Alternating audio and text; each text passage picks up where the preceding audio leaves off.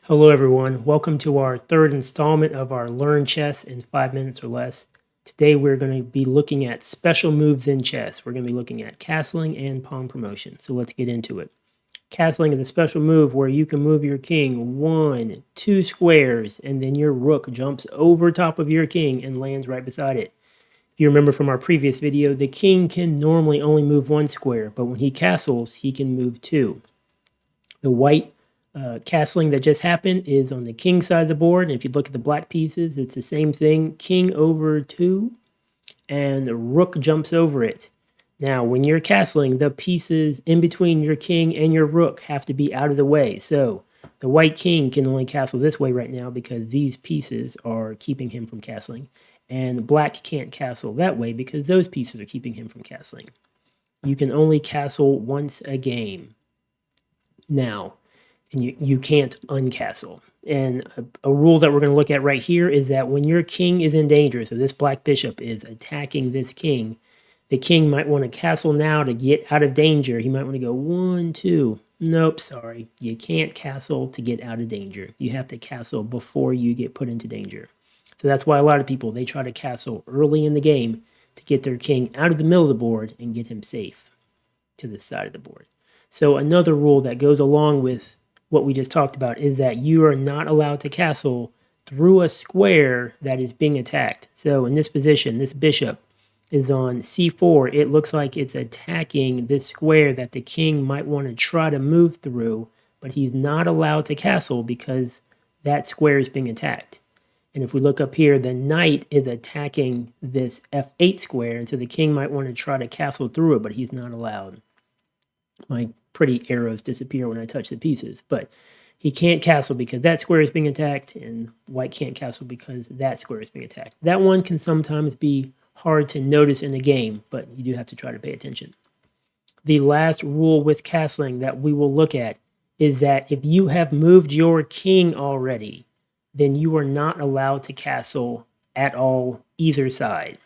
But if you have moved a rook, then you can still castle with your other rook. So in this position, white has moved his king. Let's say he even puts his king back where it was to start with. Sorry, you still can't castle. Once you move your king, it's too late. So he is not allowed to castle with either side. But down here, the black pieces, they've moved this rook, so he can't castle that way, but he is still allowed to castle the other way because he has not moved his king and he had not moved that rook. Okay, now we're going to go look at pawn promotion. Pawn promotion can be super important. It's oftentimes how you can win a game is if you're able to promote a pawn and turn it into another piece. So we'll see what that looks like.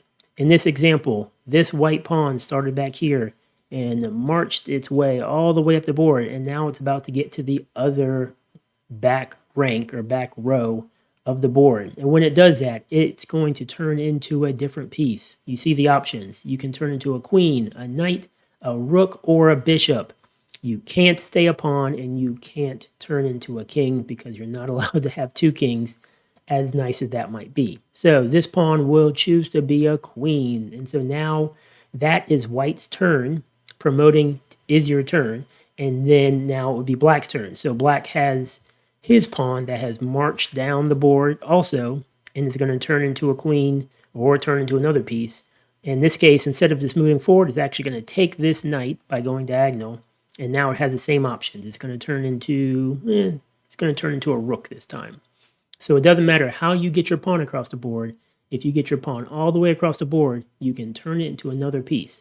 And in the next position, we'll see a little trick that you can use to get more queens than you normally start with, because normally you start with 1.